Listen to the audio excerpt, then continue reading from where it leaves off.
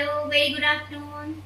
I'm Dr. Sonia Chandanani from Bombay Multi Speciality Hospital, and I'm with dietitian Divya and dietitian Geeta ma'am with us. Madam is from Nirmal Hospital, and Madam is from Institute of IDA. So I'm privileged to be here today with both of them, addressing to our young women of India who want to learn more and more about breastfeeding. हम सबने सुना है कृष्ण भगवान ने पूतना के प्राण breast feeding के द्वारा यानी स्तनपान के दौरान ले लिए थे। यानी ये इतनी पुरानी कला है जिसके बारे में हमारे एंशियंट रिलीजन में काफी कुछ कहा गया है। But still the youngsters, the new mommies, the millennial mommies are actually not so sure about breastfeeding. There are multiple myths and we want to share some facts together today. So I hand over the dais to Divya ma'am. Ma'am, please guide us, especially the young millennial women, what they should know about breastfeeding, because especially breastfeeding week 2021. Thank you. Good evening all. Today I will share some wonderful ingredients with you. Usually हम सोचते हैं कि कोई भी बीमारी है या pregnancy है या ब्रेस्ट फीडिंग है, लैक्टेशन, कोई भी पीरियड में इट इज़ डिफिकल्ट। सबके लिए कुछ अलग बनाना पड़ेगा, कुछ नया बनाना है, अलग से खाना बनता है, ये मत खाओ वो मत खाओ। मेरा कहना ये है कि इंग्रेडिएंट्स आप यूज़ करिए, फिर आप किसी भी रेसिपी में डाल सकते हैं। हम अपने नॉर्मल रूटीन में जो डाइट लेते हैं अलग से बनाने की जरूरत नहीं, उसमें कुछ आप ऐसे इंग्रेडिएंट्स यूज़ करिए which will increase your milk production. Let us share some wonderful ingredients. वो भी ऐसे ही इंग्रेडिएंट्स हैं जो हम डेली में यूज करते हैं।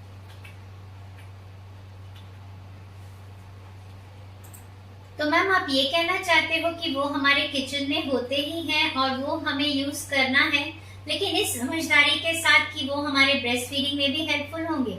जी एग्जैक्टली हम लोग वैसे भी ये इंग्रेडिएंट्स डेली में यूज करते हैं, सिर्फ उनका अमाउंट, पोर्शन और उनसे हम क्या कुछ नया बना सकते हैं ताकि हम सेम खाना महीने 2 महीने 6 महीने खा के बोर भी ना हो जाए। लेट्स स्टार्ट विद सौंफ। सबके घर पे सौंफ होती है जो हम दूध में यूज कर सकते हैं, मुखवास में यूज कर सकते हैं। उसमें बहुत सारी चीजें, इवन व्हेन फ्लैचुलेंस होता है, गैस प्रोडक्शन होता है, हजम करने के लिए भी सौंफ यूज होता है। आवर नेक्स्ट इंग्रेडिएंट इज दिल सीड्स, जिसे हम हिंदी में सुआ दाना बोलते हैं।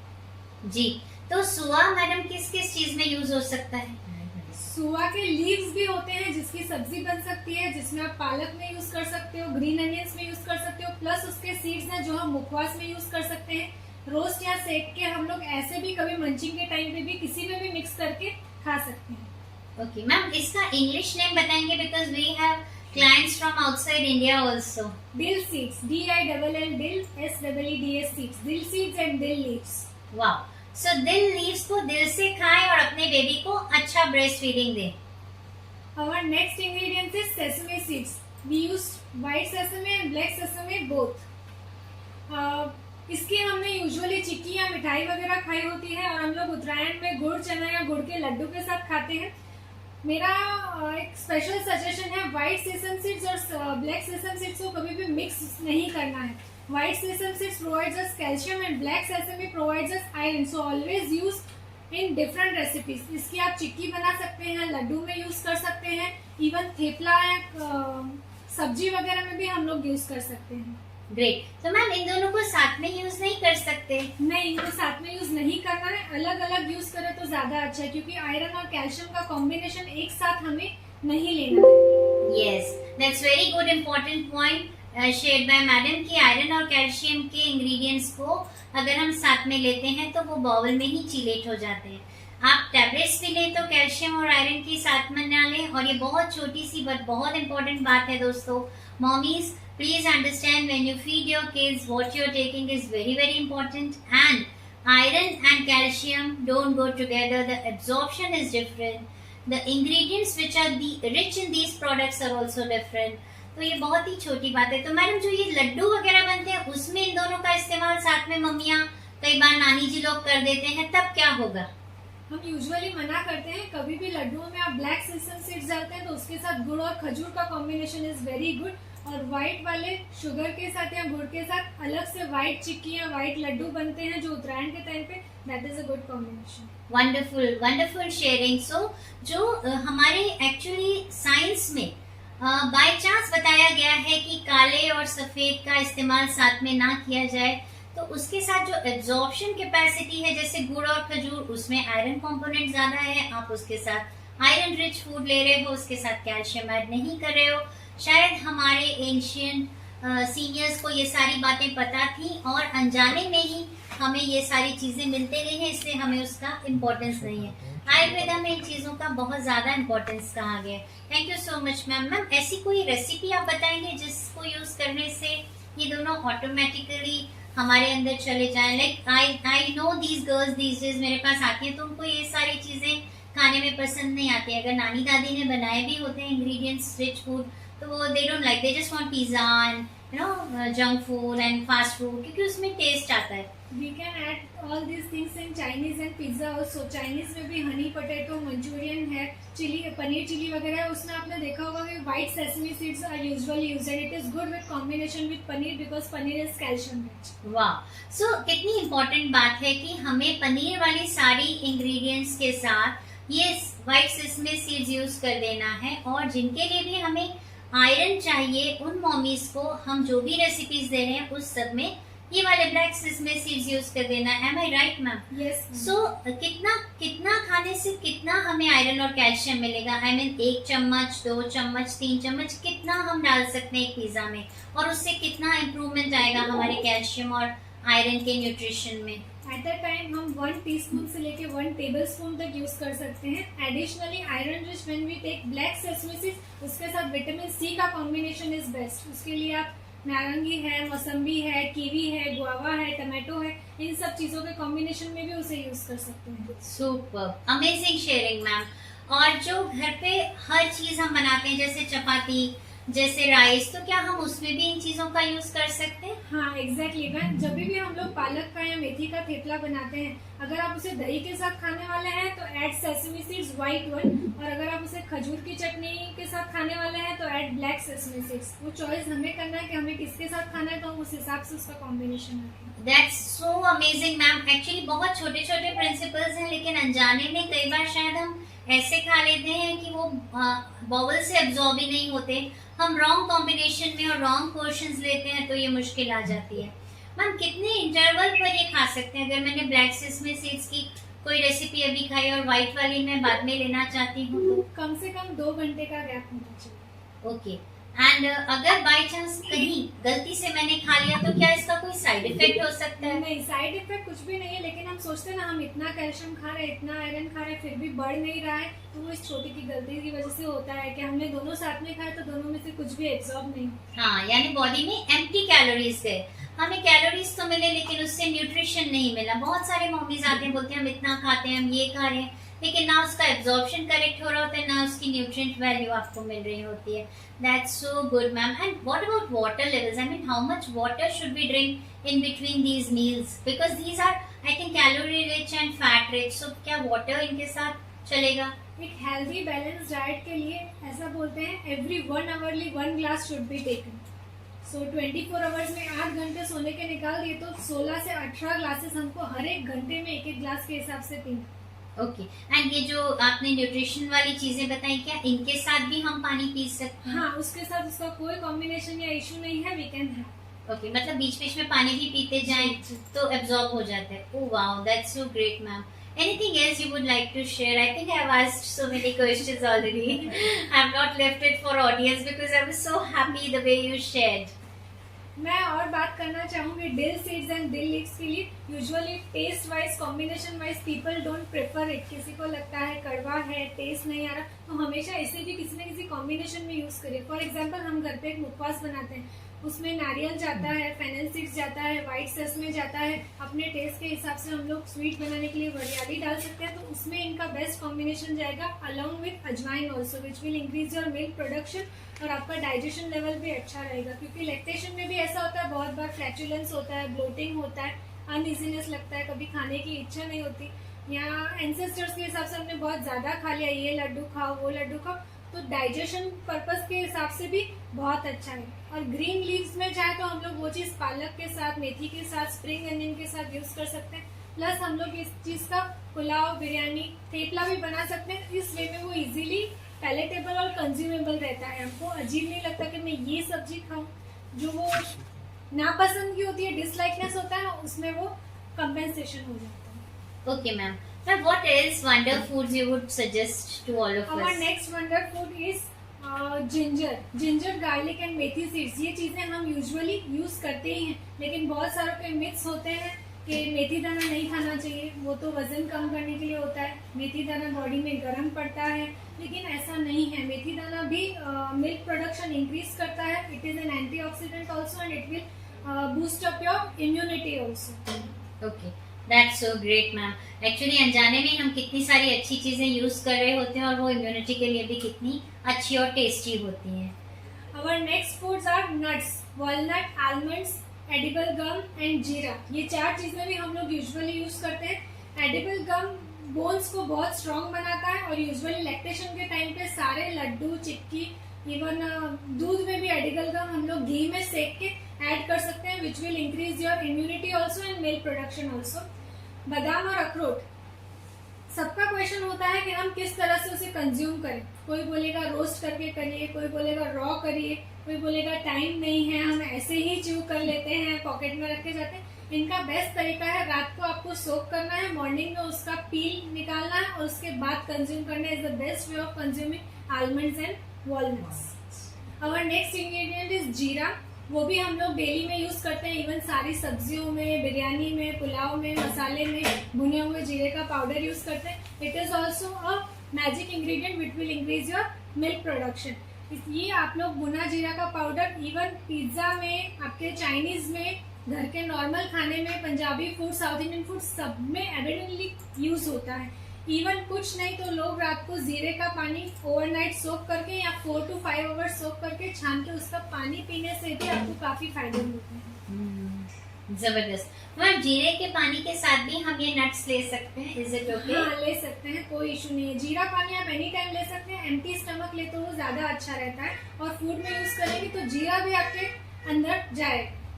बहुत जबरदस्त। मैंने जो हमारे यहाँ भुना हुआ जीरा इस्तेमाल होता है दही रायते में, और जो जीरा हम लोग राइस में, दाल राइस में जो लेते हैं, that is also very good as per you. And it is a good replacement for, हम लोग ऊपर से जो चाट मसाला डालते हैं या फिर सबको नमक की जरूरत पड़ती है, नमक, काला नमक, तो जीरा एंड मरी powder, black pepper is a good replacement for chaat masala and black salt also. क्योंकि हाइपरटेंसिव पेशेंट्स को, हार्डियक पेशेंट्स को, किडनी पेशेंट्स को सॉल्ट के रिस्ट्रिक्शन होते हैं। सो जीरा and black pepper best replacement for all this. You won't feel के हमने कुछ नहीं डाला है सैलेड में या दही में। वाह। Ma'am, I am from a place known as Indore, and Indore में जीरावन करके एक चीज होती है। Now I understand the importance of what you are telling. So naturally it comes to us Indoreans कि जीरावन चले जाता है। वाह। Our next ingredients is गुड़ एंड ब्लैक रेजिन्स, जो हम पहले भी कुछ लोग गुरुवार रखते थे तो प्रसाद में यूजुअली चना, गुड़ और ब्लैक रेजिन्स का रखते हैं। उनका भी अपना ही एक लॉजिक है जो पुराने लोगों को पता होगा। Black raisins are iron rich, gur is also iron rich, so उसका कॉम्बिनेशन हमको प्रोटीन भी देता है, आयरन भी देता है। सबसे सस्ता, सुंदर और टिकाऊ। और घर बैठे या मंदिर जाते हुए हमें मिल जाता है। Our next ingredients is protein rich, उसमें सारे pulses, milk and milk products and eggs वगैरह आते हैं। सारे टाइप्स के प्रोटीन्स आप ले सकते हैं। गाय का दूध लें, ज्यादा अच्छा है। पल्सेस में मूंग दाल, चना, राजमा, everything you can take. Usually इस टाइप पे फ्लैचुलेंस का इशू भी रहता है, तो आपको चना, राजमा, छोले लिमिट में, रिस्ट्रिक्टेड में, या उसे बॉईल करके या भिगो के रख के वो पानी डिस्कार्ड करके आप यूज करते हैं तो आपको वो भी इशू नहीं आएगा। Next is serials.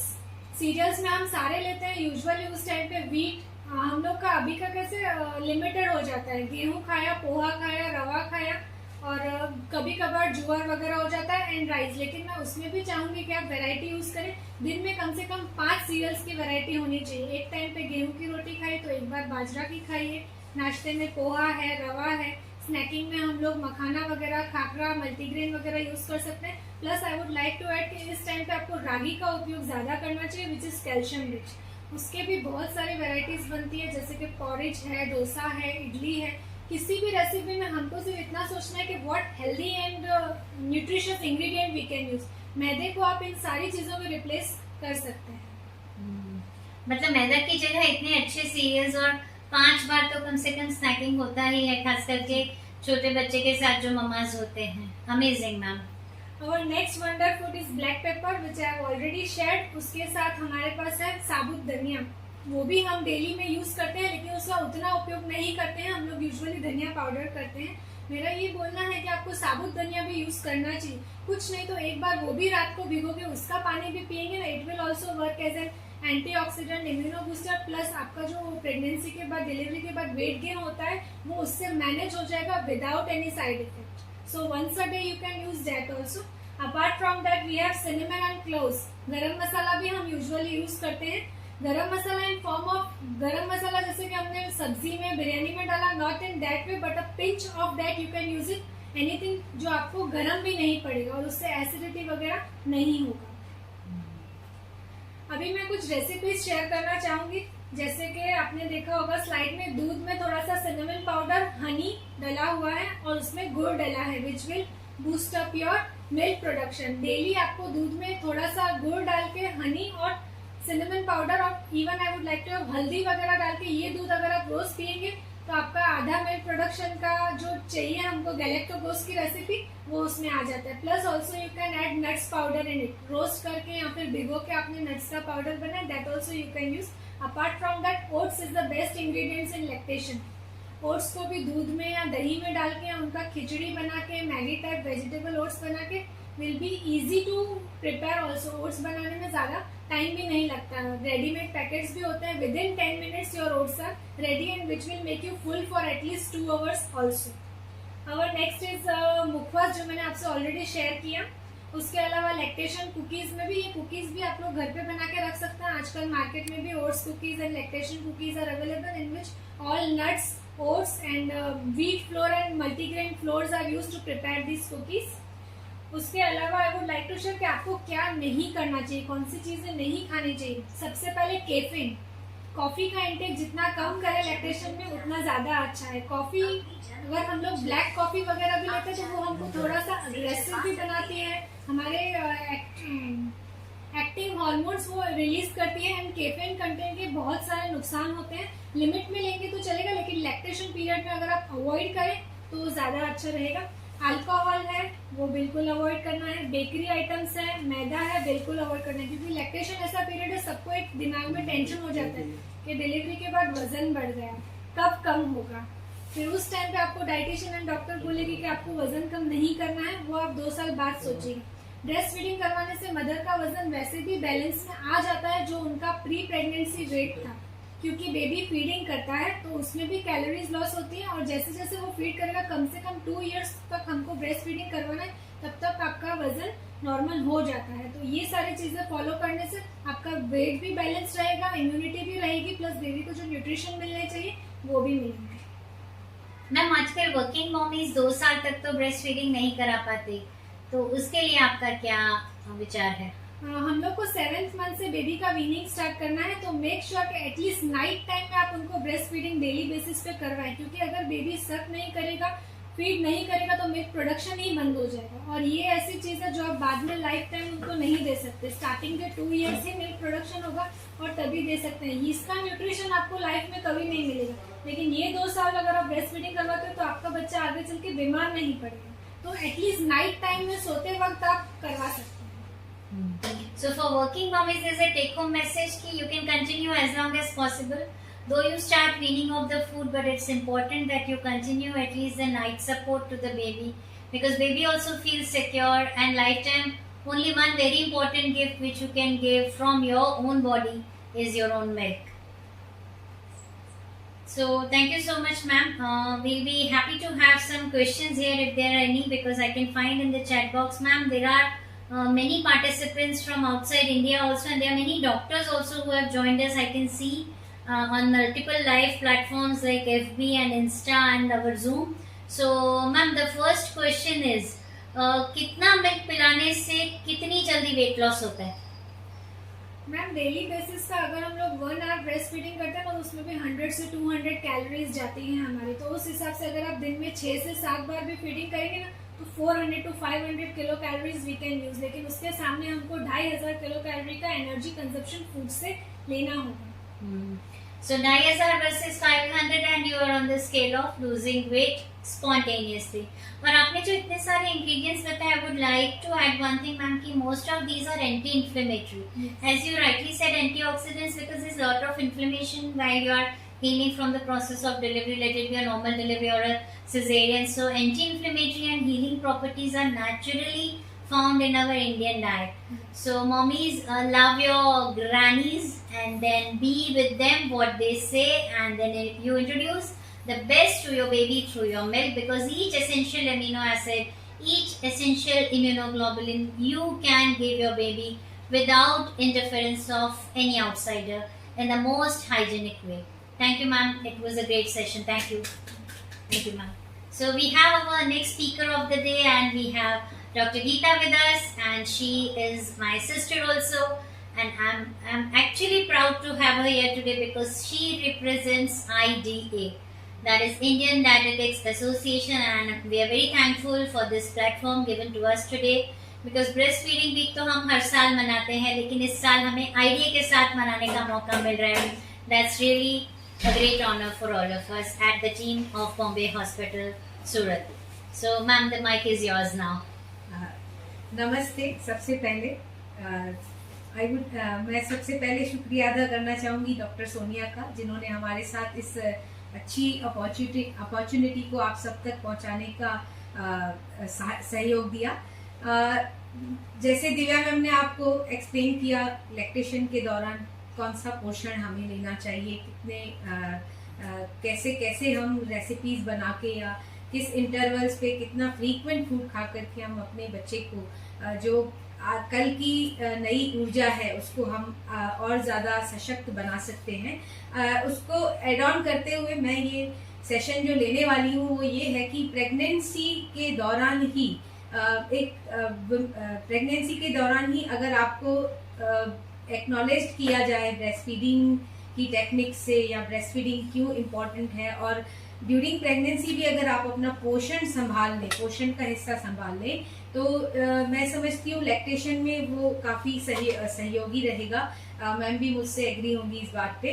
तो प्री कंसीव भी पेशेंट हमारे पास आते हैं कि कंसीव होने से पहले हमें हमारा वेट क्या होना चाहिए, हमें क्या खाना चाहिए, हमें कितना सोना चाहिए, हमें कितना पानी लेना चाहिए, हमें किस तरह से उठना बैठना चलना है, काफ़ी चीज़ों पे डिस्कशन करते हैं। And what physiological changes they will face during pregnancy and lactation, ये सारी बातें जानने में भी कई लोग इंटरेस्टेड होते हैं जो हमारे पास आते हैं।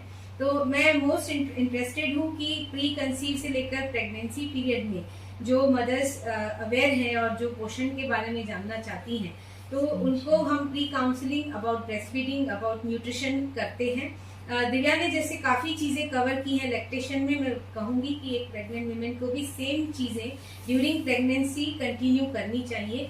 बस ध्यान रखने वाली बात ये है कि हमें स्मॉल एंड फ्रीक्वेंट मील बार बार लेना है। जैसे एक हम आइडियली इंडियंस क्या करते हैं, 3 मेजर मील लेते हैं, ब्रेकफास्ट, लंच एंड डिनर। पर जब आप प्रेग्नेंट हैं या लैक्टेशन में हैं तो नेचुरली हमारा भूख भी बढ़ जाता है, और हमें खाना कैसे है कि हम 6-8 से लेकर 9 मील्स तक एक दिन में ले सकते हैं, जैसे 2 घंटे या 1.5 घंटे के इंटरवल पे एक साथ बैठ के बहुत ज़्यादा नहीं खाना है, जिससे कि गैस और एसिडिटी की प्रॉब्लम हो सकती है। दिव्या ने काफ़ी चीज़ें कवर की। मैं एक और चीज़ एड ऑन करना चाहूँगी कि फाइबर्स के बारे में हम ज़रूर ध्यान देंगे, क्योंकि मोस्ट ऑफ लैक्टेटिंग और प्रेग्नेंट वुमेन का कंप्लेन होता है कि उनको कॉन्स्टिपेशन हो रहा है ड्यूरिंग या एसिडिटी का होता है। तो फाइबर्स भी हम जरूर ध्यान देंगे, जैसे उन्होंने काली किशमिश की बात की, ब्लैक तिल, सेसमी सीड्स की बात किया। मैं कहूँगी सैलेड्स भी हमको उसमें एड ऑन करने चाहिए, जैसे कि एसिडिटी की प्रॉब्लम है या कॉन्स्टिपेशन की प्रॉब्लम है ड्यूरिंग प्रेगनेंसी, वो ना हो। तो small and frequent meal are always appreciated by all dietitian and doctors की ये हमें लेना है। सेकेंड, हम ध्यान रखेंगे कि all green leafy vegetables should be covered. जैसे मैं किसी को पूछती हूँ, आप जानते हैं ग्रीन लीफी वेजिटेबल, तो बोलेंगे हाँ भिंडी है, तुरई है, परवल है। नहीं, वो ग्रीन लीफी वेजिटेबल नहीं है। यू शुड ऐड मेथी, पालक, पुदीना, धनिया, देन जिसे हम कहते हैं चौलाई की सब्जी, यानी एमेरेथिन हम इंग्लिश में बोलेंगे, चौलाई की सब्जी। तो ये चीजें हफ्ते में करीबन 4 बार 200 ग्राम पर पर्सन, मतलब एक प्रेग्नेंट वुमेन के लिए 250 से 300 gram frequency should be there in the regular meal, कि हफ्ते में वो कम से कम 4 बार ग्रीन लीफी वेजिटेबल्स का 2-3 बार ग्रीन चटनी के फॉर्म में कंजप्शन कंटिन्यू करें। और आगे जैसे दिव्या ने बताया, कैफिनेटेड चीज़ों का हमेशा अवॉइड करना चाहिए। फास्टिंग प्रेगनेंसी के दरमियान और लैक्टेशन के दरमियान हमें अवॉइड करनी है। Then large portion of the meal हमें अवॉइड करने हैं, आउटसाइड फूड हमें अवॉइड करने हैं। उसके अलावा मैम एक क्वेश्चन पूछना था। Yes ma'am. कि आप बोलते हो कैफीन अवॉइड करना है, लेकिन आजकल की मम्मियों को तो इतनी नींद आती है जब वो रात भर बेबी के साथ जागते हैं, तो उनको लगता है कि 1-2 कप कॉफी पी लेंगे तो अच्छा रहेगा बेबी को फीड कराने में। तो क्या ऐसा होता है कि बेबी भी ज्यादा जागने लग जाता है उससे? वो तो हो ही रहा है। अगर आप डे टू डे लाइफ में सुनेंगे तो पहली कंप्लेन मदर्स की यही होती है कि हमारे बच्चे रात को लेट सोते हैं। तो क्योंकि आपने उनको इनपुट ही वो डाला है, तो फिर आउटपुट तो वही आना है मैम। तो एक्चुअली हम सब एक गुजराती में कहावत है कि मोर ना इना ने चितरहू ना पड़े, यानी आपको मोर के बच्चे को ड्राइंग नहीं करना पड़ता है, वो पैदा होने के बाद मोर जैसा ही दिखता है। तो ऐसे ही जो आपने ड्यूरिंग प्रेगनेंसी लैक्टेशन किया है, या उसके बाद भी बच्चे जब आपके सामने ग्रोन अप हो रहे हैं और आप जो एक्ट कर रहे हैं वो सब वो लोग ऑब्जर्व कर रहे हैं, एब्जॉर्ब कर रहे हैं, डाइजेस्ट कर रहे हैं, और वो आपके ही नक्शे कदम पर आगे बढ़ रहे हैं। तो जितना आप खुद को डिसिप्लिन में रखेंगे, बच्चा उतना ही डिसिप्लिन में ग्रोन अप होगा। So it is up to you and your parenting. दूसरा मैं कहूंगी कि हमें हमेशा अवॉइड करना है spicy food, fried food, fermented food, जो ज्यादातर एसिडिटी गैस की प्रॉब्लम्स क्रिएट करता है ड्यूरिंग प्रेगनेंसी। अल्कोहल भी हमें नहीं लेना है। कैफिनेटेड ड्रिंक्स तो ठीक है, लेकिन अल्कोहल भी कई फीमेल्स लेती हैं, जिनके लिए हम मना करते हैं। उसके अलावा जंक फूड भी आप नहीं ले सकते, खास करके हम चाइनीज फूड में ध्यान रखेंगे। अगर आप घर पे बना हुआ ले रहे हैं तो देयर इज नो इशू, क्योंकि अजीनोमोटो उसमें हम ऐड नहीं करेंगे। अदरवाइज अगर आप प्रेगनेंसी में बाहर का चाइनीज फूड खा रही हैं और फिर अगले दिन कंप्लेन करते हैं गायनेक के पास आकर के कि अरे ये क्या हो गया, आप कैसे ट्रीट कर रहे हैं, तो this is because of you only. आगे बढ़ते हैं कि खाना पीना डाइटिशियन के गाइडेंस में, आपके डॉक्टर के गाइडेंस में, इवन आपके घर में जो बड़े हैं वो भी कई बार कई सलाह आपको देते हैं कि बेटा ऐसे खा लिया करो, ऐसे सो लिया करो, इतना खा लिया करो। तो पहली बात हम ध्यान देंगे कि पोर्शन, जो आपका जो क्वांटिटी है, कितना आप खाएंगे, वो जैसे जैसे ट्राइमेस्टर आगे जाएगा उसका पोर्शन साइज बढ़ेगा। लेकिन फिर से याद रखिएगा, आपका फ्रीक्वेंसी ऑफ द मील, यानी आपको एक साथ बंज ईटिंग नहीं करना है, पर थोड़े थोड़े अंतराल पे खाते रहना है, भूखा नहीं रहना है, फास्टिंग नहीं करनी है, ओवर ईटिंग नहीं करनी है, खाकर तुरंत सो नहीं जाना है। क्योंकि आप अगर, बहुत समय पहले की बात मैं आपसे शेयर करना चाहूंगी, मेरी एक फ्रेंड है जो बहुत बड़ी आयुर्वेदिक डॉक्टर है, उसने एक बार ये बताया था कि क्या कभी तुमने हाथी को सोते हुए देखा है? मैंने कहा नहीं। तो अगर हाथी प्रेग्नेंट भी है, उसका अभी डिलीवरी भी होने वाला है, इतना शरीर उसका भारी, ऊपर से वो प्रेग्नेंट है, तो क्या कभी तुमने उसको बैठे हुए सोते हुए देखा है? वो चलते फिरते बच्चे को जन्म देती है। लेकिन हमारी साइकोलॉजी क्या बन जाती है, अरे प्रेगनेंसी मतलब कोई ऐसी बात मेरे साथ हो गई है कि मुझे आराम ही करना है, आराम से ही चलना है। तो फिजिकली भी हम काफी डीएक्टिवेटेड हो जाते हैं, ऐसा नहीं करना है। तो मेरी उस फ्रेंड ने अगले दिन बच्चे को जन्म भी चलते चलते ही दिया था, वॉक करके, जैसे ही वो हॉस्पिटल गई और बच्चा पैदा हो गया। तो ऐसी एक्टिवनेस आपको ड्यूरिंग द पीरियड रखनी है।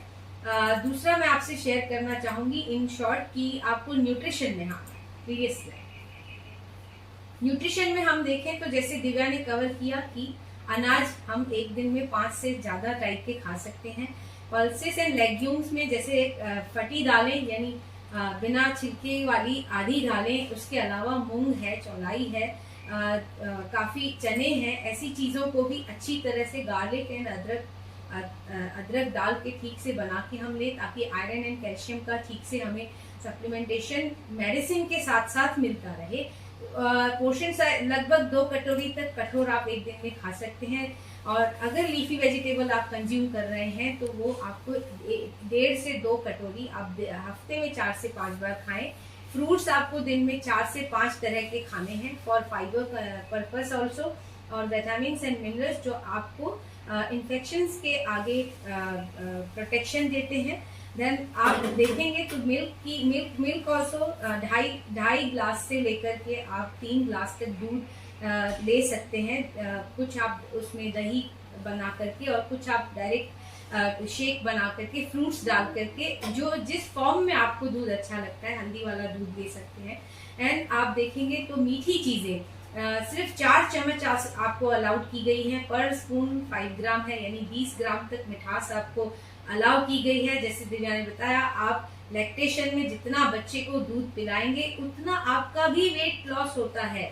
लेकिन अब यदि आप प्रेगनेंसी में इतना वेट गेन ही ना करें, आइडियल वेट के उपरांत, जैसे 10 से 12 किलो तक का weight gain, ma'am if I am not wrong, ideally 10 से 12 किलो का वेट गेन होना चाहिए। लेकिन आप इतना मीठा खा रहे हैं, आप इतना तला भुना खा रहे हैं, आप इतना आउटसाइड फूड ईटिंग, आपकी इतनी बैड हैबिट्स हैं और आप इतना वेट गेन करते हैं कि 14, 15, 18 किलो तक अगर वेट गेन हो जाता है तो then yes of course you need to go for the weight loss management, not on the diet.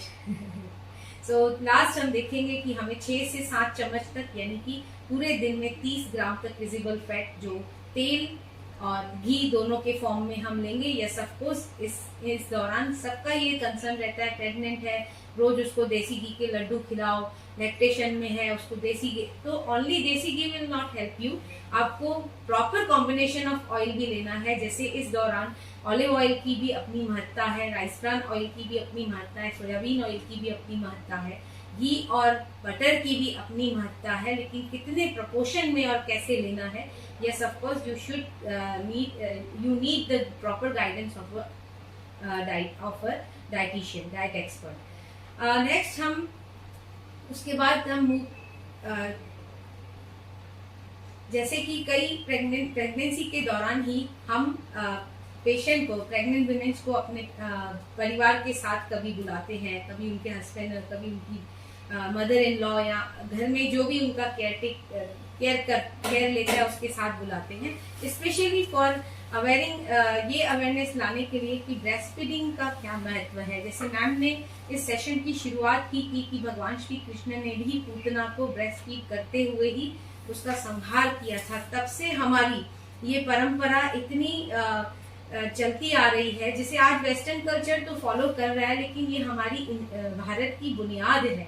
अगर ब्रेस्ट फीडिंग कैसे करनी है, किस तरह पोजीशन होनी चाहिए, बच्चे के साथ कैसा अटैचमेंट ब्रेस्ट एंड बच्चे के बीच में होना चाहिए, उसके क्या फायदे हैं, उसको नहीं करवाने से क्या नुकसान होते हैं, यदि ये चीजें आपको in advance he during pregnancy, आप जब भी आते हैं फॉर रेगुलर चेकअप के लिए गायनेक के पास, उनसे मिलने आते हैं, आपको वो कहते भी हैं कि आप डाइटिशियन से मिल के जाइए, या हमारा स्टाफ जिसको स्पेशली इसके लिए ट्रेन किया गया है कि आपको वो अवेयर करे कि आपको कैसे आप में क्या फिजियोलॉजिकल ब्रेस्ट में चेंजेस आएंगे, बच्चे का क्या पोजीशन होता है, रात नाइट फीडिंग, जैसे मैम ने भी कहा, दिव्या ने भी कहा कि night feeding should be encouraged, क्योंकि रात में सबसे ज्यादा मिल्क सिक्रेशन होता है। Your best, don't be confused.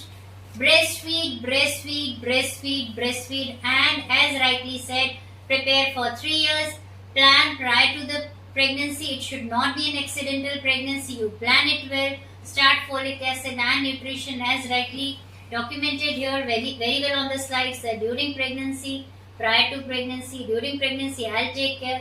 Post pregnancy also we have shared what is important, and it's so easily available.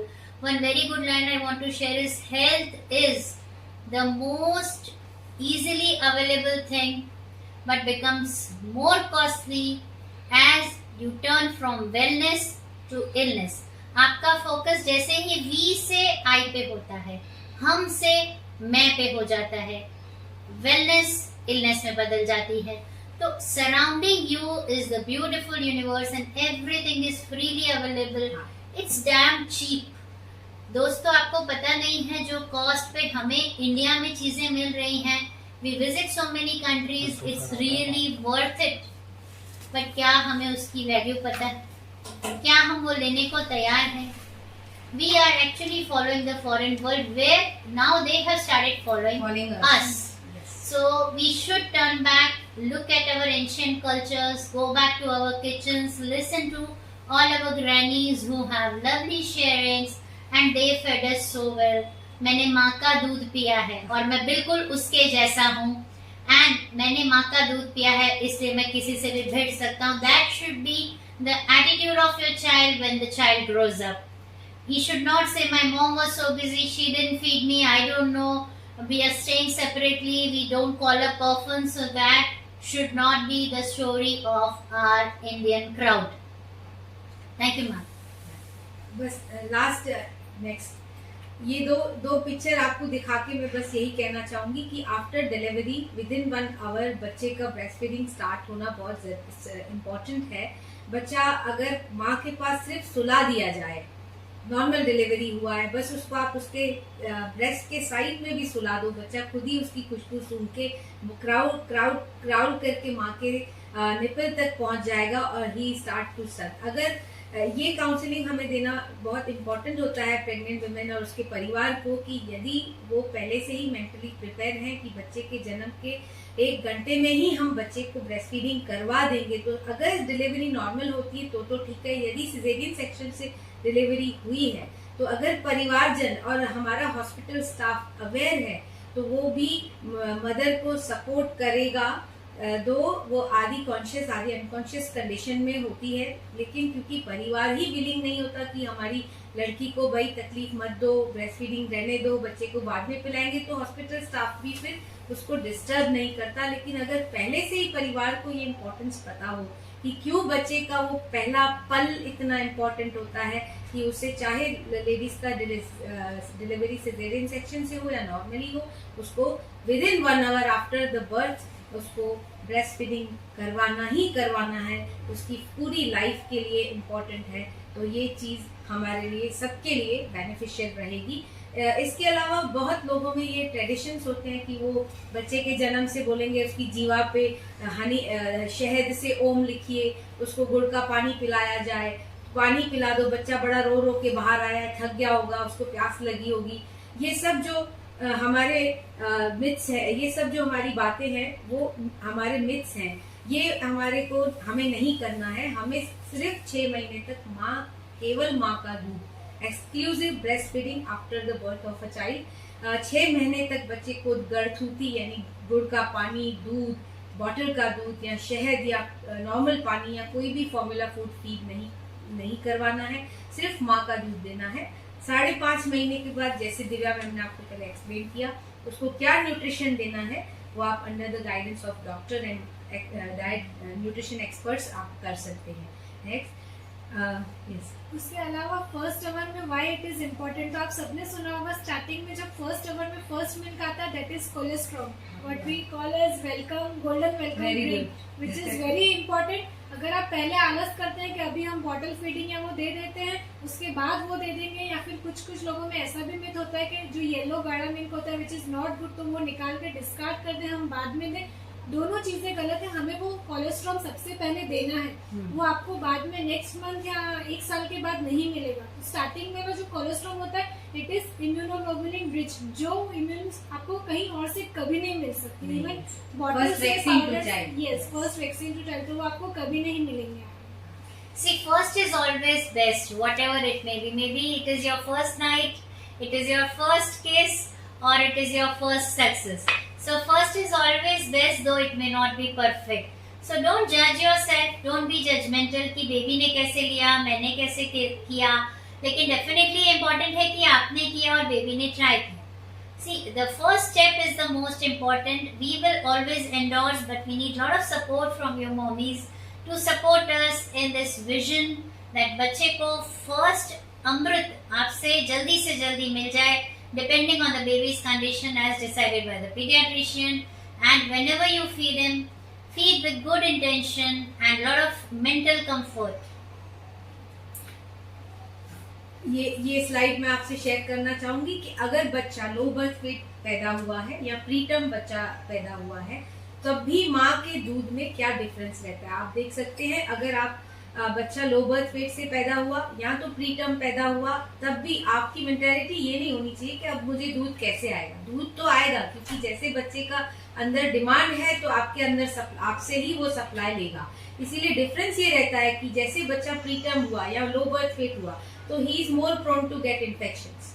उसके सामने भगवान ने आपके स्तन में ऐसी व्यवस्था की है कि माँ के ही दूध में चेंजेस क्या होते हैं, उसमें प्रोटीन की मात्रा ज्यादा बढ़ जाती है। हम सब जानते हैं प्रोटीन हमें सारे इन्फेक्शन के सामने सुरक्षा प्रदान करता है। तो protein content of mother milk भी बढ़ जाते हैं। इसीलिए फ्रेंड्स मैं आपको कहूंगी, जैसे मैम ने भी अभी कहा कि mother breast feeding, mother milk का रिप्लेसमेंट कुछ भी नहीं है, ओनली मदर मिल्क ही मदर मिल्क है। नेक्स्ट आपको मैं स्लाइड से ये भी दिखाना चाहूंगी कि आप देख सकते, जैसे दिव्या मैम ने बात किया कि पहले के 2-3 दिन कोलेस्ट्रॉल जो गाढ़ा पीला दूध होता है, कई लोगों में रूरल एरियाज में ज्यादातर ये मिक्स होते हैं कि अरे ये तो पीला दूध है, गंदा दूध होता है, ये बच्चे को नहीं पिलाते हैं, इसको जाने देते हैं, ये नहीं लेना चाहिए। पर नहीं, cholesterol is the first vaccine to a child. आपके बच्चे की बच्चे का प्रथम रसीकरण आपके छाती से पी हुई पहली दूध की बूंद होती है। अगर आपने इसको मिस आउट किया तो पूरी लाइफ उसको आप स्टेबल नहीं कर पाएंगे। सो प्लीज इसको आप जाने नहीं दें। नेक्स्ट आप देख सकते हैं कोलेस्ट्रॉल कैसा होता है और हमारे मदर ब्रेस्ट में कैसे चेंजेस आते हैं सिक्रेशन से लेकर के उसकी कंसिस्टेंसी पे।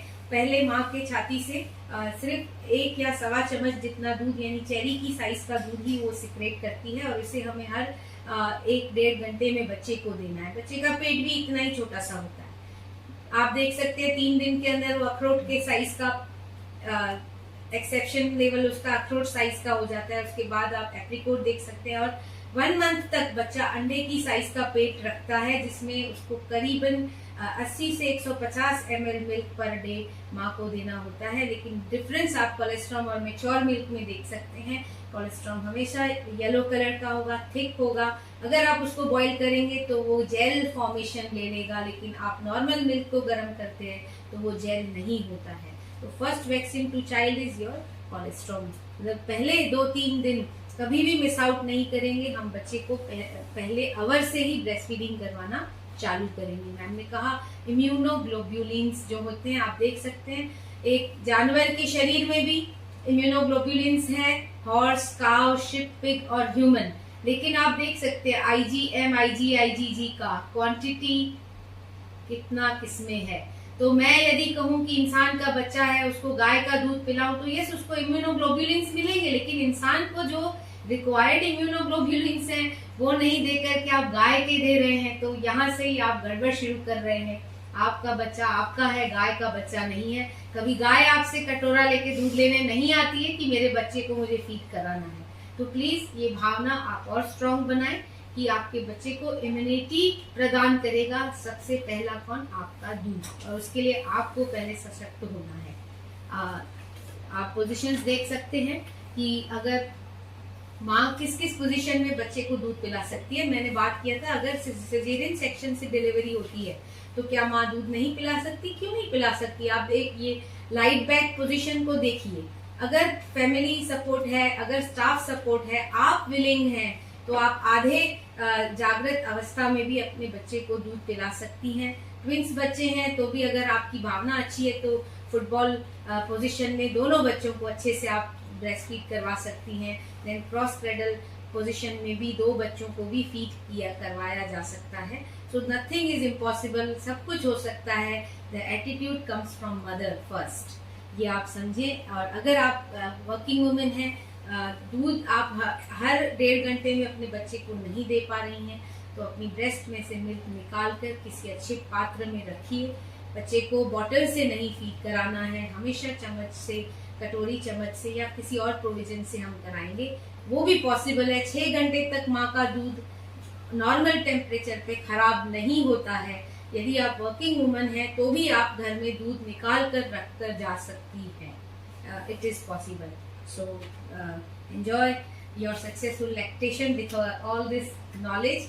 Now I would like to request Sonia ma'am कि वो हमें और भी इसमें एड ऑन ज्ञान प्रदान करें। जहाँ जहाँ हम नहीं पहुँच सकते हैं वो हमें ले जाएं, हमें समझाएं कि माताएं कैसे सक्सेसफुल लैक्टेशन कर सकती हैं। Thank you very much friends. Thank you so much. I think we got a lovely insight कि हमें क्यों फीडिंग करना है, कैसे फीडिंग करना है, फीडिंग के समय क्या खाना है, और साथ ही साथ हमें ये भी समझ में आ गया है कि ये करने से फायदा तो मम्मा का ही है। मम्मा को कैंसर का इंसिडेंस भी कम होता है, उसका वेट लॉस भी अच्छा होता है, उसकी रिकवरी भी अच्छी होती है, उनकी बॉन्डिंग भी बढ़ती है, फैमिली स्ट्रेंथ भी बढ़ती है, and we all are united. Now there is a baby in my hand and he is very unhappy. He is unhappy because उसकी मम्मा उसको ब्रेस्ट फीडिंग नहीं करा पा रही है। So what are those reasons जिसमें सम कंडीशंस आर दे कि मम्मा को ब्रेस्ट फीडिंग कराना एज अ डॉक्टर मुझे मना करना पड़ता है। कई बार ऐसा होता है कि बेबी फीडिंग नहीं ले पा रहा होता है, पीडियाट्रिशियन ने मना किया होता है। कुछ बच्चों को लैक्टोज इंटॉलरेंस होता है तो उनको मिल्क सूट ही नहीं होता है।